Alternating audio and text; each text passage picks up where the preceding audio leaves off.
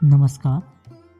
पिछले वीडियो में हमने प्रमुख उपनिषदों पर चर्चा की थी, लेकिन आज हम 13 प्रमुख उपनिषदों पर गहराई से चर्चा करेंगे। चूंकि यह विषय बहुत विस्तृत है, इसलिए इसे 2 भागों में बांटा गया है।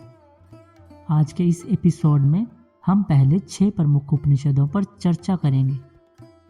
ध्यान से सुनिए, क्योंकि इनकी शिक्षा आपकी जिंदगी को एक नई दिशा दे सकती है। तो चलिए शुरुआत करते हैं। पहले आता है ईशा उपनिषद, जो लघु लेकिन बहुत ही गहरा उपनिषद है। इसका मुख्य संदेश है सर्व खलविदः ब्रह्म, यानी कि सब कुछ ब्रह्म है। इसका अर्थ यह है कि संसार की हर वस्तु में ईश्वर का वास है। यह उपनिषद हमें सिखाता है कि हमें बाहरी बंधनों से परे देखना चाहिए और हर वस्तु में ईश्वर को पहचानना चाहिए। दूसरा है केना उपनिषद, जो आत्मा और इंद्रियों की शक्ति के रहस्यों पर आधारित है। इसमें प्रश्न उठता है, किसके द्वारा हम सोचते हैं, किसके द्वारा हम देखते हैं। यह उपनिषद हमें बताता है कि शरीर और मन की शक्ति से परे भी कुछ है जो हमारी आत्मा से जुड़ा है। फिर आता है कठ उपनिषद, जिसमें नचिकेता और यमराज के बीच का संवाद का वर्णन है। यह उपनिषद हमें मृत्यु और आत्मा के अमरत्व की समझ देता है।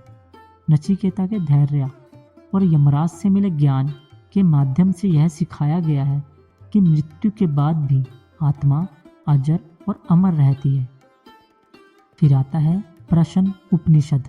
प्रश्न उपनिषद में 6 ऋषियों द्वारा पूछे गए 6 महत्वपूर्ण प्रश्न हैं, जो जीवन, प्राण, आत्मा और ब्रह्म से संबंधित हैं। यह हमारे जीवन के गहरे प्रश्नों का उत्तर खोजने की प्रेरणा देते हैं। फिर आता है मुंडक उपनिषद। इसमें ज्ञान को 2 भागों में बांटा गया है, पर विद्या और अपर विद्या।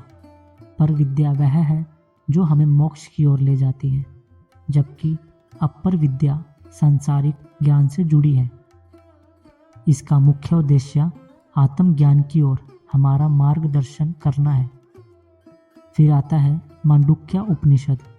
यह सबसे छोटा उपनिषद है, लेकिन इसका महत्व असीमित है। इसमें ओंकार की व्याख्या की गई है और 4 अवस्थाओं जागृत, स्वप्न, सुषुप्ति और तुरिया की बात की गई है। तुरिया वह अवस्था है जहां आत्मा और ब्रह्मा का मिलन होता है। तो दोस्तों, ये थे पहले 6 प्रमुख उपनिषद, जो हमारे जीवन और ब्रह्मांड के गहरे रहस्यों को समझने का अवसर देते हैं।